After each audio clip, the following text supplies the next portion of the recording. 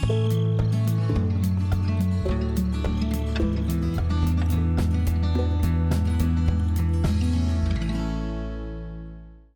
everybody, welcome back to Gelvin Valley. We are hard at work on the harvest on the Stonehenge field up here, field number 43.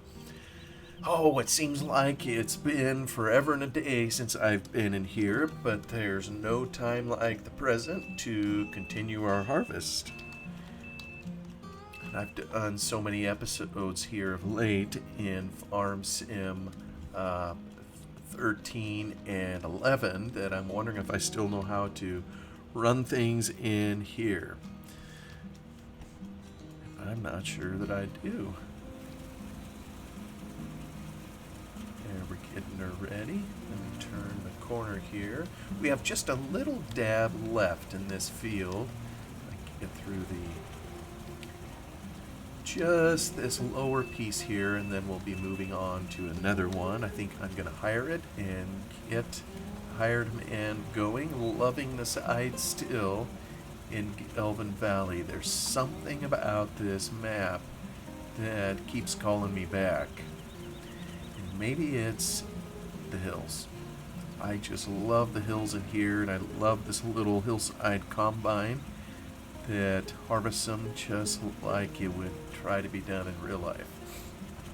Anyway, today is the 4th of July as I record this.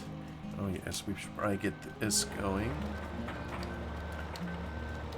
Actually, I may just hang tight here and try to clean him off or take whatever he has left here when he's full. But today is the 4th of July, which for my country is Independence Day.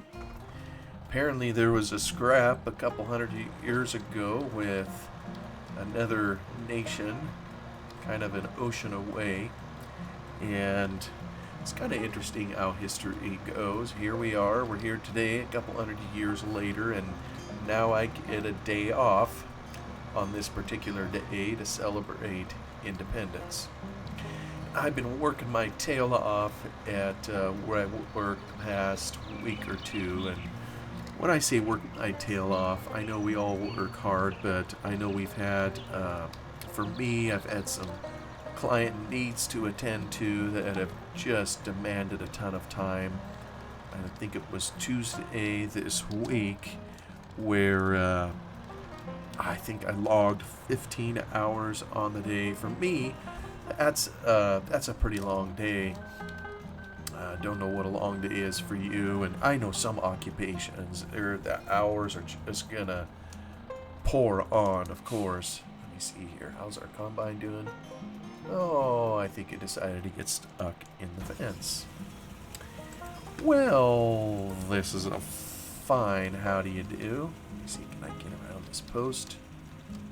Yeah, sometimes it lets you sneak through. Alright, let's see if you can figure that out. Yeah, he's probably not even going to finish filling that up, now that I think about it. Hopefully he's out of the way. Looks like it turned my other tractor off. Okay, I'll get going. Oops. You're already down.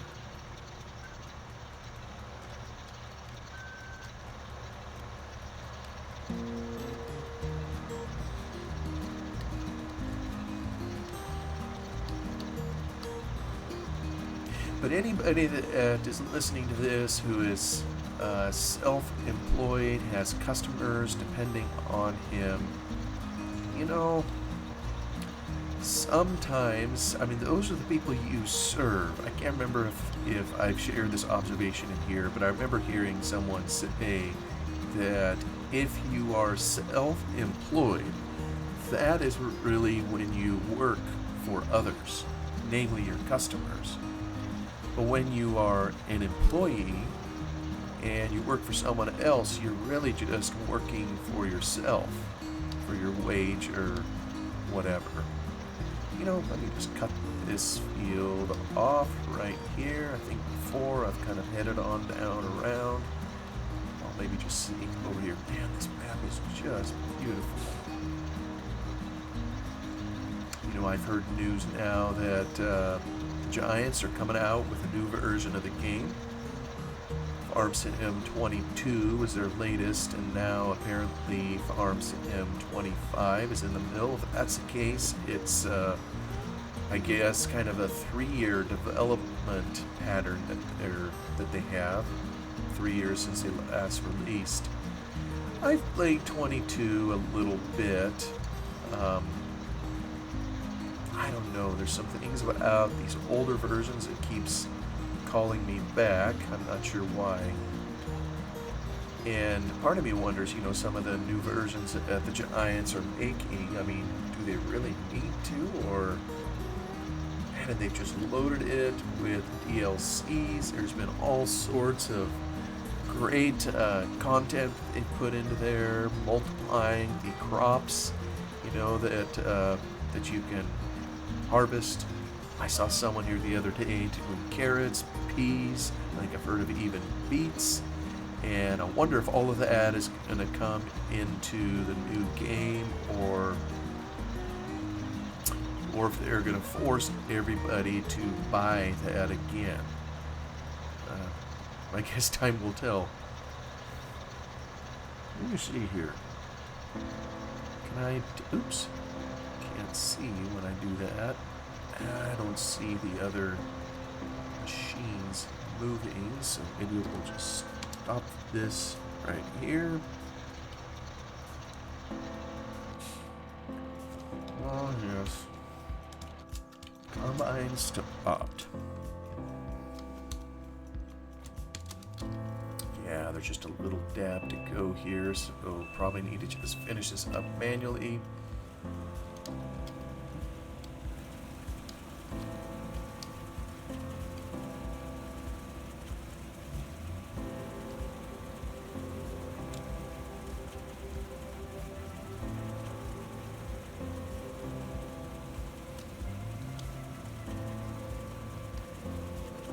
Alright. We have ourselves finished. Okay, let me tuck this in here.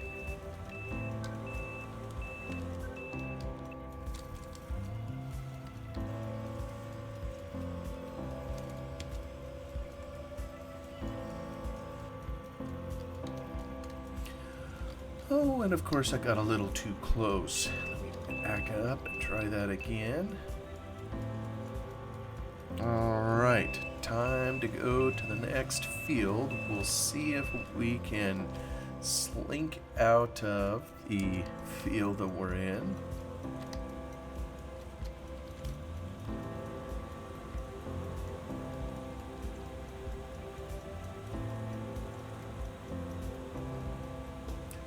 Boy, it looks like the header's hanging downhill. Alright, hold your nose. I think I have collisions taken off. There we go. Look at that.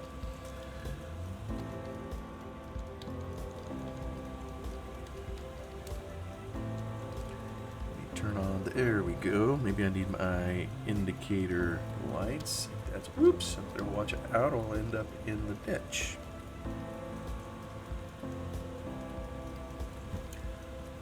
Probably should be inviting those other tractors behind me to follow. Oh, we can look up here at the vantage point that we have clear across Gelvin Valley. We can see all of our hard work on the far side, where we've rode up all the straw. There's going to be a ton of bales to harvest in here. And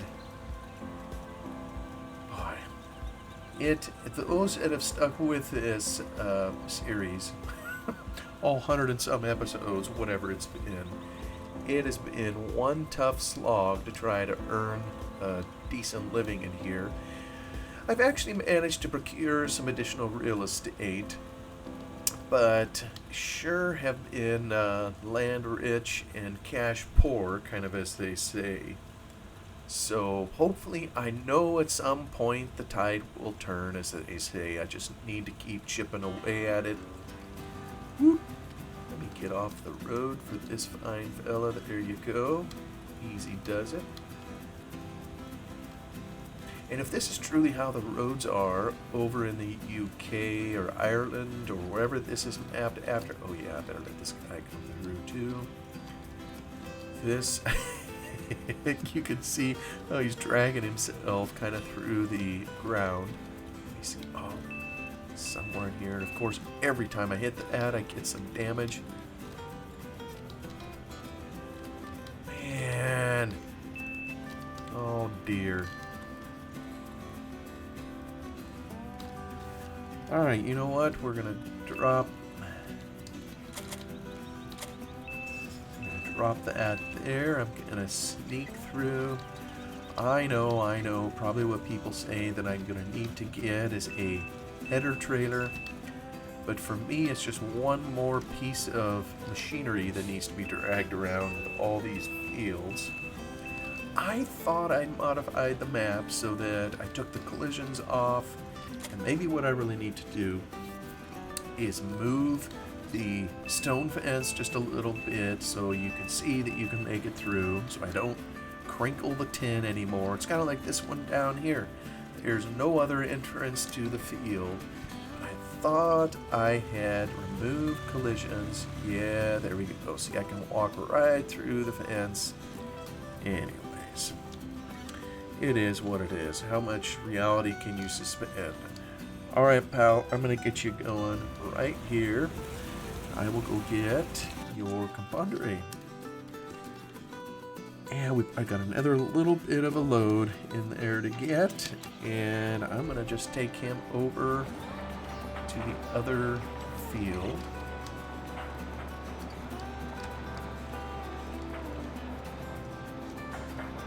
And you know, it has been a while since I've been in here. I mean, I wasn't kidding when I said earlier I've done a lot of episodes of Farm Sim 13 and 11. One of the things everybody knows is the controls, just the general keyboard controls, change a little bit between the versions. And I've had, so there's just enough changes, it helps me forget kind of how things in here run. But man, I come back to here and I realize how much I've missed it. It is still just a beautiful map. So, go sneak by the sheep, see if I can get over here before any car decides to come down the roadway. Trying to stay in the left lane, just like it would be proper in the UK. Alright. Now I'll maybe just park it here while we wait for the combine to kind of do its thing. Put on the brakes. Oh, except the combine. Yeah. There are ditches everywhere. I know I've talked in here before about putting some water in these ditches, you know, when there's rainfall. I managed to do it on one of them. It takes time to mod, so I've only done it on the one. But anyway, love these hills. Love how treacherously steep they are. Love trying to eke out a living on these fields. Anyway, we'll go back over to, nope, not to you. We're going to need fuel probably at some point. Alright, let me get this going again. Oh, I got the brake on. I wonder why it doesn't want to move.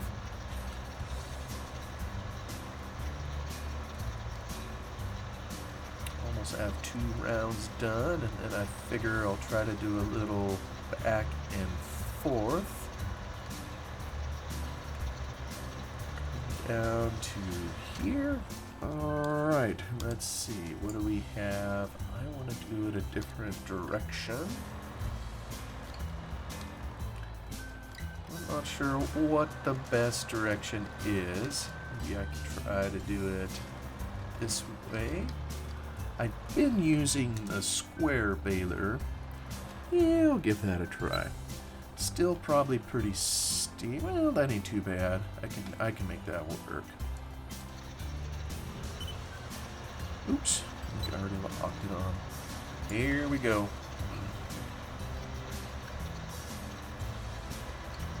it's stealing a little bit out of that other windrow.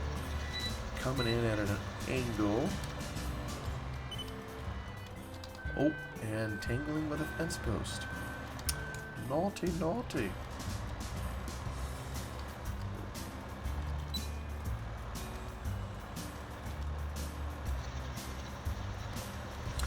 You know, I was mentioning Independence Day a little bit earlier. Probably every country in the Western world has a date that they say, here's when we became independent, or here's a date, you know, when we came to be kind of as we are now, if you will. And, you know, I enjoy history. I can't say I'm really good at it or know everything about it that I would like, but I find it a fascinating subject. And, you know, I remember in school when we took it, it probably is a guy thing, you know, wasn't as interesting to me to study, the inner workings of government. A lot of that just made me frustrated.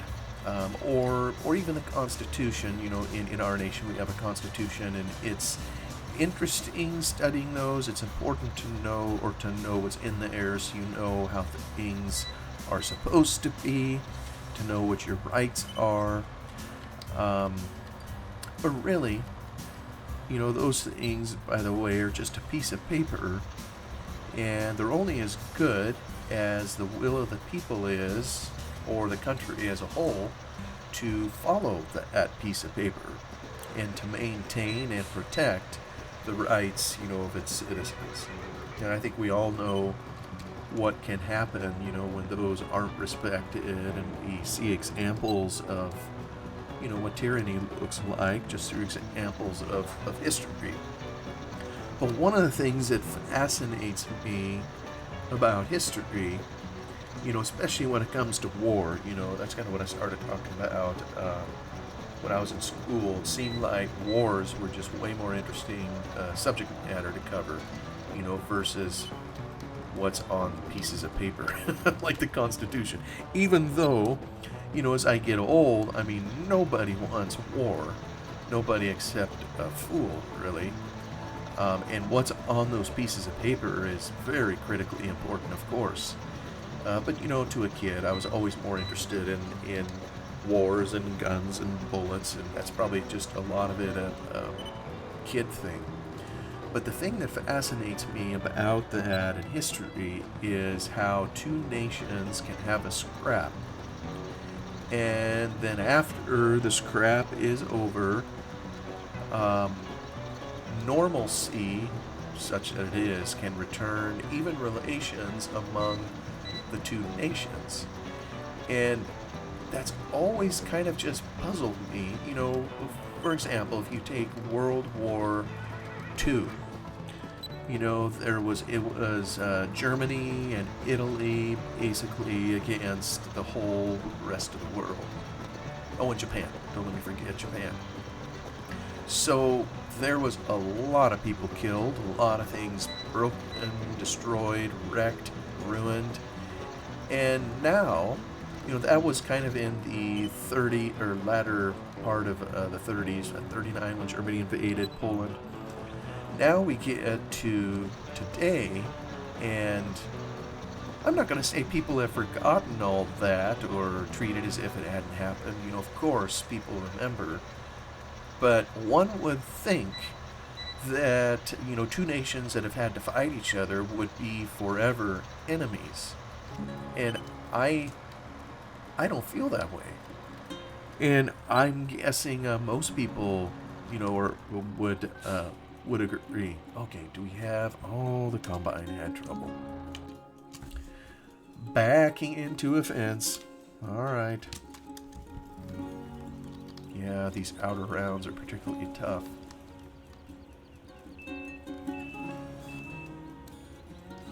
But I would say, like, generally speaking, you know, since we're talking about World War II, I don't have ill feelings against Germany. I don't have ill feelings against Italy or Japan. I mean, some of my nation's greatest friends, if you will, when it comes to the world stage and protection of important things to the Western world, like freedom and democracy, are, propagated and supported by these very same nations that we fought. And I don't know, that's just a curious thing. I don't have anything against any of the people in those countries, and I'm sure there's always people out there who hold grudges on that kind of thing. Maybe it's a generational thing. I didn't have to fight those people. I wasn't even around when World War II. There we go. So maybe I look at it a little bit differently, whereas, if I was a soldier and had,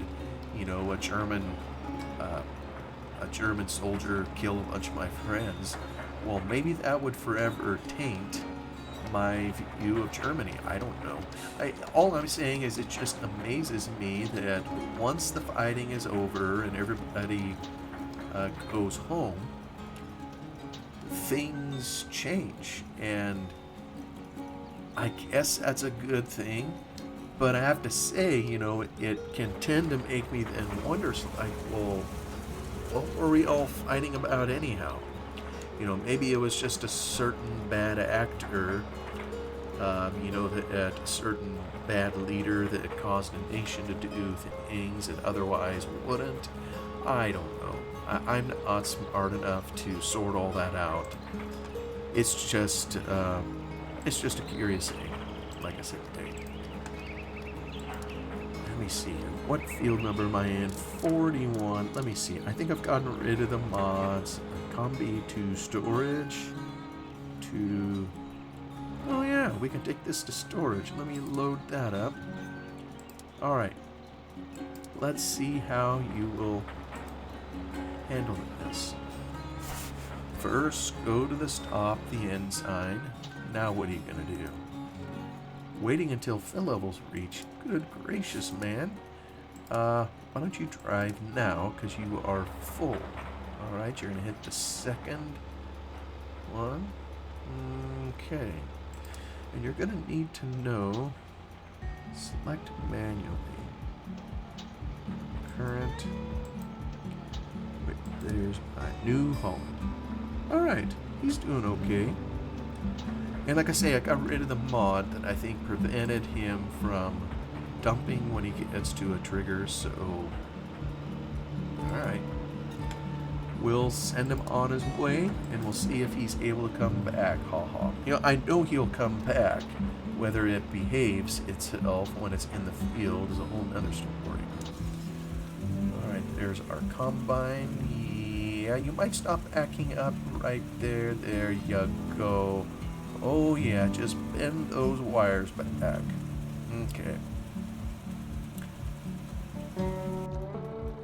Alright, let's continue this fella here.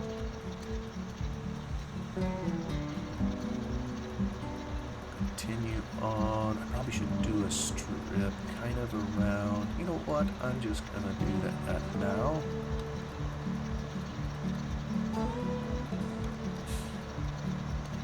Head on around. Maybe what I should do is remove the collisions on all these rocks and just drive right through them. But that just probably wouldn't be quite as real now, would it? Alright, let me turn around. I'll grab this here. So anyhow, it is Independence Day for us, which had nothing to do with World War II, of course, but actually a war over 100 years earlier than that with Great Britain.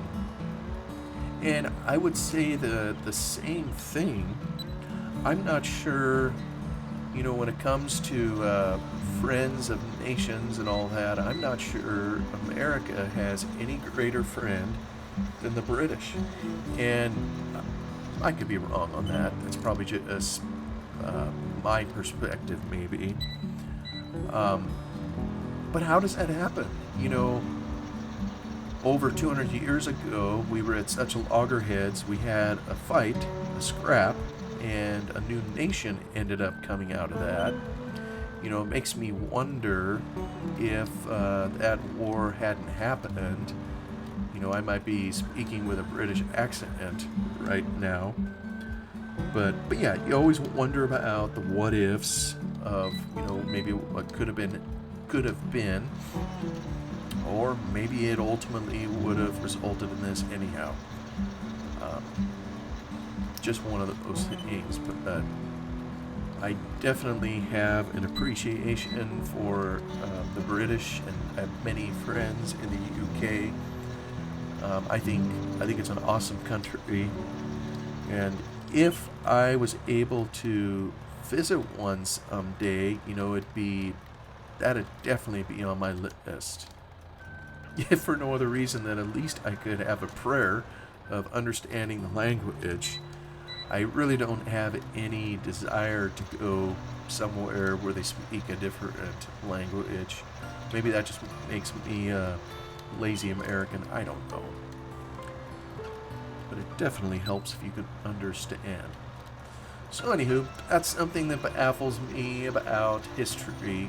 How nations can fight and then they can become friends somehow.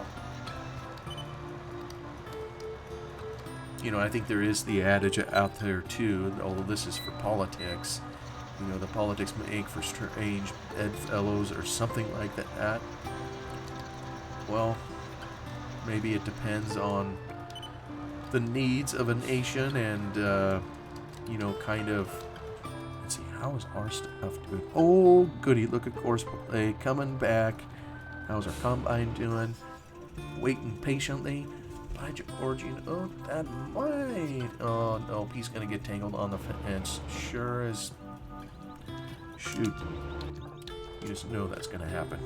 Might be able to try to keep an eye on him while I continue here windrowing around this field.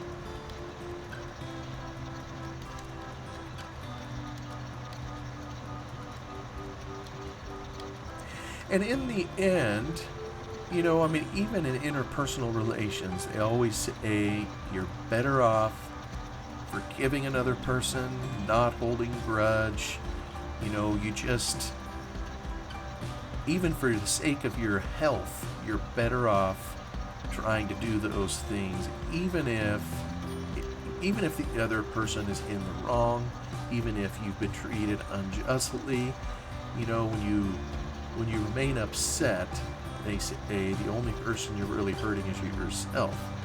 And so taking that to the level of nations, maybe it's the same way, you know. And someone can comment down there, whoever knows better history than what I do. Maybe there are nations out there who remain just bitter enemies. The mere sight of, you know, each other is just, you know, evokes feelings of death and wanting to kill the other or whatever, you know, just horrific things. But if you look at those nations, you know, have they prospered? I don't know.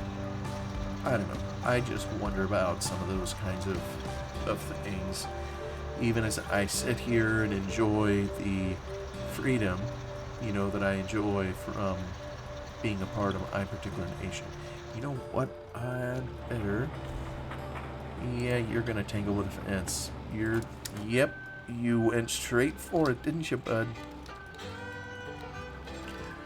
And... my goodness. Alright, let me see. Can I get you up here? There we go. I don't like using teleport, but he was stuck. And why not? Yeah, look at those. His tracks are kind of hanging there in midair. Oh, that's very, very good. Alright, I'll try to help this guy out manually. Let me see. He's gonna... Better remove the combine assignment. He's done. And he hopefully will sit there. Hopefully the combine can turn the corner. Alright, back to this guy.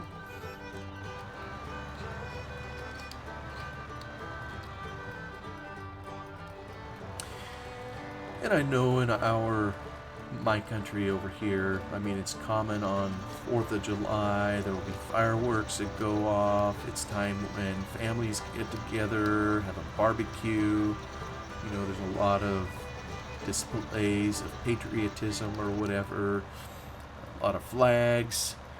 And, you know, sometimes I just wonder, you know, what all does this mean to any of us? You know, are we thankful for the freedom that we have, or are we just taking a day to, like I'm kind of doing right here, just to goof off and not be able to work? Maybe a little of both. At the end of the day, if you don't have the ability to goof off periodically, are you free? Sneak out before this guy coming. Probably going to tick him off because I'm going to be slow coming up the hill if he can catch up.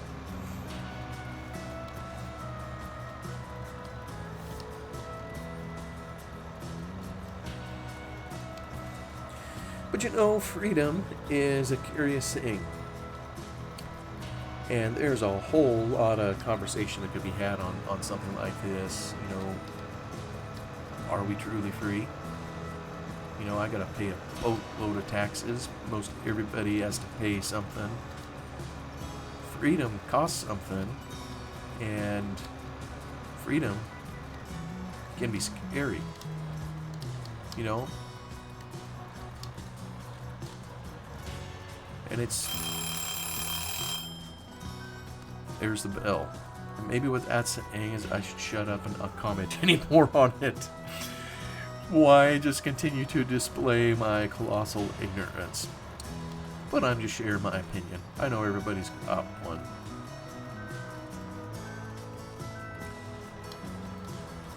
But freedom only seems as good as it is when it comes with restraint.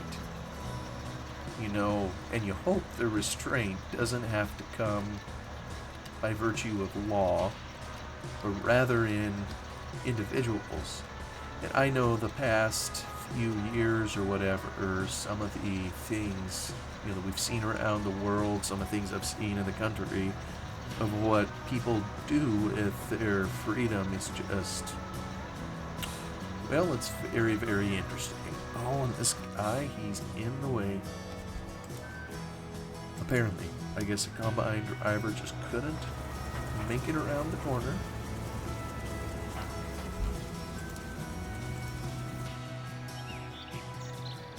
When now I'm in the way on the backside.